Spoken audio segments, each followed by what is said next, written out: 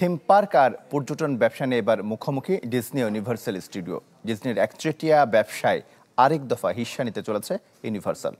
ফ্লোরিডায় theme park তৈরি করে এ ব্যবসার যাত্রা শুরু করেছে। তবে প্রতিদ্বন্দ্বী দুই ব্যবসা প্রতিষ্ঠানের বাণিজ্য যুদ্ধে দর্শনার্থী বাড়বে যুক্তরাষ্ট্রের ফ্লোরিডা অঙ্গরাজ্যে। বসুন্ধরা ডায়াপেন্ট এখন আরো উন্নত। এই hot air through top sheet দ্রুত শোষণ করে সোনামণিকে দেয় কোমল অনুভূতি। সিনেমার পাশাপাশি থিম পার্ক ব্যবসায় টক্কা দিচ্ছে ডিজনি আর ইউনিভার্সাল স্টুডিও। বিশ্বের বিভিন্ন প্রান্তে তাদের এই ব্যবসা সম্প্রসারিত করলেও এবার যুক্তরাষ্ট্রের ফ্লোরিডায় থিম পার্ক নিয়ে তৈরি হয়েছে চাপা ব্যবসায়িক উত্তেজনা। গত বছর শুধুমাত্র থিম পার্ক থেকে ডিজনির আয় $34 বিলিয়ন, ইউনিভার্সালের 9 বিলিয়ন। জেপি মর্গানের বিশ্লেষণ বলছে 2026 সালের মধ্যে ইউনিভার্সালের নতুন এপিক ইউনিভার্স 1 কোটি দর্শক আকর্ষণ করবে।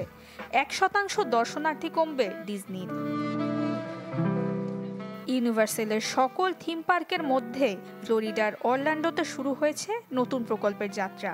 $7 বিলিয়ন বিনিয়োগে প্রকল্পটি হ্যারি পটার, সুপার মারিও ও হাউ টু ট্রেন ইওর ড্রাগনের মতো জনপ্রিয় 5টি মুভি ফ্র্যাঞ্চাইজিংয়ের থিমের ওপর তৈরি করা। দুই প্রতিদ্বন্দ্বীর বাণিজ্য যুদ্ধে অবশ্য লাভ ফ্লোরিডার। সেন্ট্রাল ফ্লোরিডা বিশ্ববিদ্যালয়ের অর্থনীতি বিভাগ বলছে প্রথম বছরেই ইউনিভার্সালের নতুন এপিক থিম পার্ক থেকে আয় হবে $2 বিলিয়ন। চালু হবার প্রথম 1 বছরে 17,500 নতুন কর্মসংস্থান তৈরির আশাও রয়েছে।